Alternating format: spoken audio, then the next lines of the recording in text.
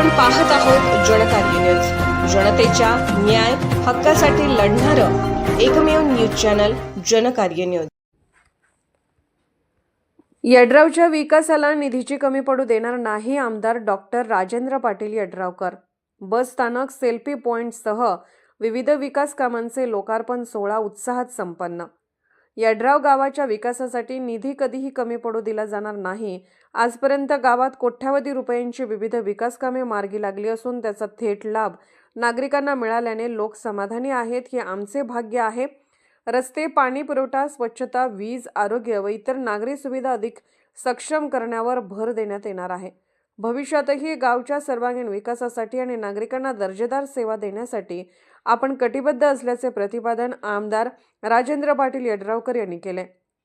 यड्राव तालुका शिरोळ येथे बस स्थानक, selfie point व विविध विकास कामांचा लोकार्पण सोहळा पार पडला। यावेळी आमदार पाटील बोलत होते।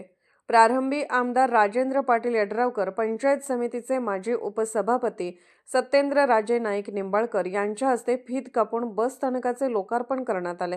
यानंतर मान्यवरांच्या हस्ते सेल्फी पॉइंट, रस्ता व कोणाशिलेचे लोकार्पण करण्यात आले।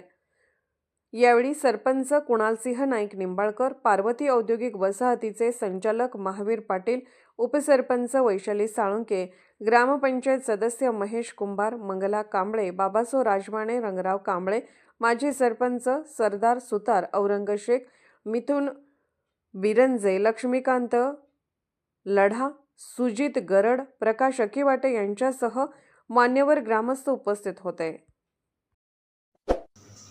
जनकार्य न्यूजला लाईक करा, शेअर करा आणि सबस्क्राईब करा।